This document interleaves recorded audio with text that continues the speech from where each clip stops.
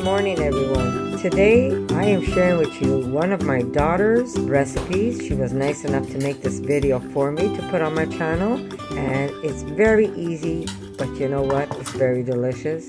She's not as good as I am yet, but she's getting there. No, I'm just joking around, guys. She's really good at what she does, and her pumpkin banana bread is something that you must try. So sit back, enjoy. The video is pretty much self-explanatory. She does everything by hand, and it just comes out perfect. You do need your bananas to be spotted. That gives the sweetness to this bread. She does put a little bit of maple syrup, you will see, but there's no white sugars in this recipe. Just simply wholesome and delicious. So guys, sit back and enjoy while she makes this bread for you and shows you how easy it is to make something delicious, healthy, and it takes really no time at all. But like I said, she was taking her time making it for the video, but otherwise you could whip this up in like 10 minutes. So enjoy the recipe, guys, and I'll see you in a little bit.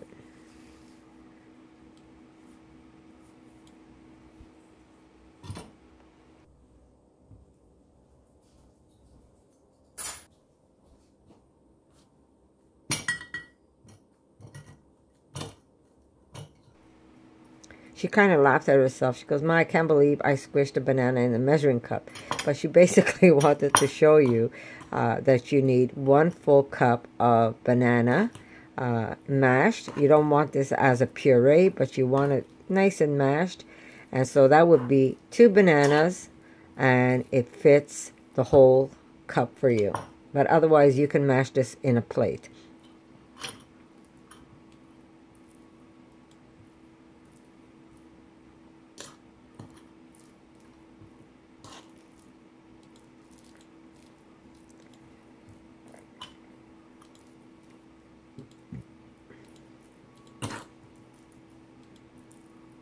Oh.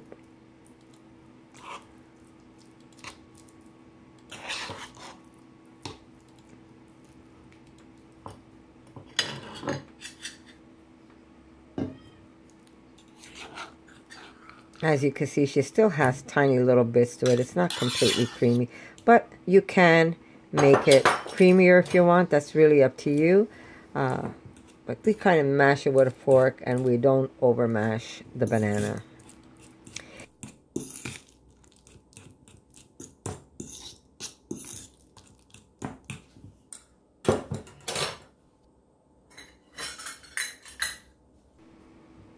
Okay, so to the banana, she's adding some pumpkin. This is fresh pumpkin that we cooked. You could either steam it. I prefer the steaming method. This way it doesn't hold all that extra water. If you would submerge your pumpkin in water, but you can do it either way. You can cook your pumpkin either in water or you can steam your pumpkin. But you do need some pumpkin. Not much, because the banana is very moist. You don't need too much pumpkin in this recipe, but you do need a little bit, and it also adds a nice pumpkin flavor. And as you can see, she's adding, rather than adding white sugar, which is really not good for you. I mean, any sugar really is not that great for us, but if you want to have something sweet, a little bit of maple. We're using a very dark amber maple. That's the best for you, by the way, even for your health. If you're going to use it, use the dark maple. It just has a nice smoky taste to it also. Really good, and it goes great in this bread. And I'm so grateful that she made this recipe for my channel. She didn't have to. She could have put it on hers. She does want to start her channel again, but she's been very busy. So I am very grateful that she is sharing this with all of you.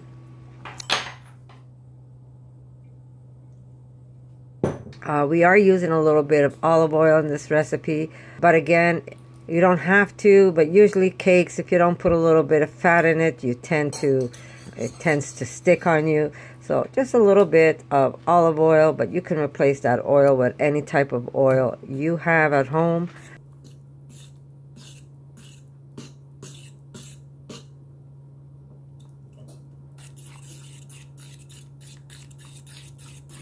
I have to try. I'm going to have to try making this one recipe without the fat. But like I said, this is how she makes it, and this is how she's sharing her recipe with you.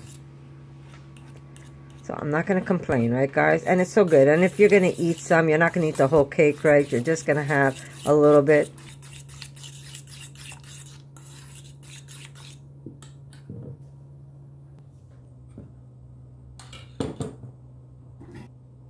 We are using organic flour. We don't use bleached flour. We're staying away from anything bleached.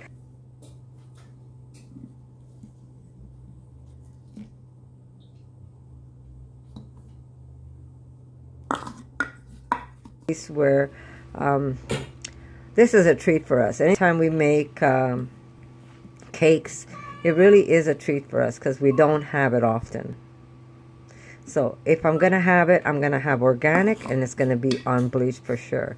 You can use whole wheat.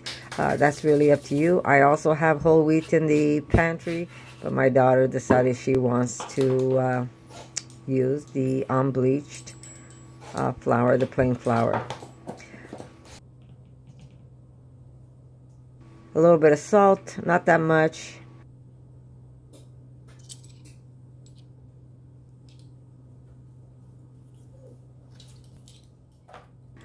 Cinnamon, of course. What's a beautiful pumpkin banana bread without cinnamon, right?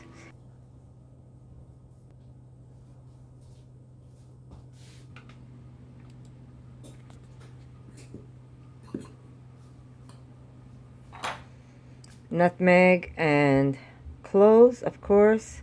That always goes great when you're making a nice banana bread or a pumpkin bread. Those spices are great for the holidays. This is great if you would make it for Thanksgiving, or if you want to make it for Christmas, or just make it anytime you feel like having some bread. It's so good. We always keep pumpkin in the freezer, so even when the season's not here, we always get to enjoy some delicious pumpkin soup because we love it so much. Okay, so again, this is very self-explanatory. She's just mixing up all her ingredients. She doesn't use any beater for this, or she doesn't use any type of machine. She just uses a fork, a little bit of power in her arm. You don't even have to overbeat this, because the less you beat it, the better it is, I find, anyhow. It's like when you're making muffins. You don't want to overbeat your muffins. You want to kind of rough beat. You don't want to over cream the batter.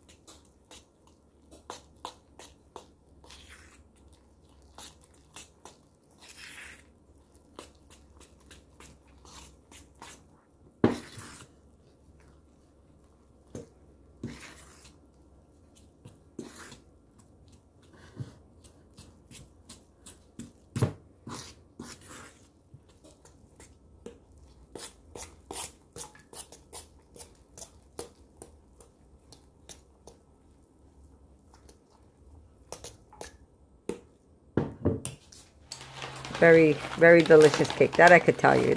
We are using some yummy pumpkin seeds in this recipe. But if you don't have pumpkin, you can use sunflower seeds.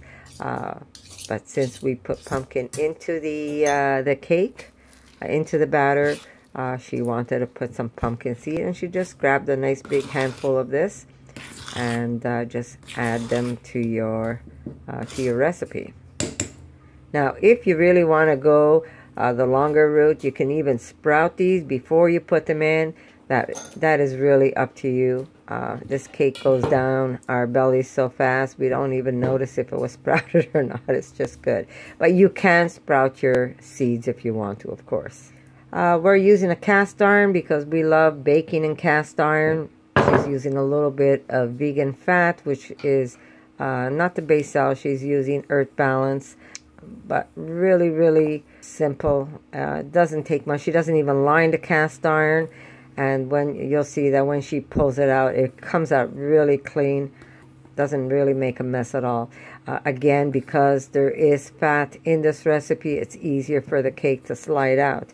But like I said, you could try making it without the fat and see how that works for you. Maybe you would need to line it with some wax paper, but you can try that. I will try it myself next time to see how it works out.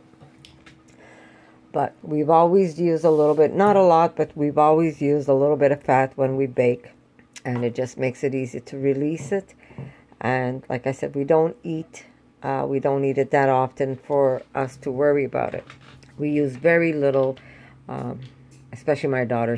My daughter uses very little fats in her recipes. We're using a little bit, she's using a little bit of brown sugar. What this really does is by adding any kind of sugar on top, it gives it a nice crust. It gives it a nice crunchy crust. I'll be making a glaze later on, but you really don't have to even glaze this cake because the crust is so beautiful and it's so crunchy and sweet.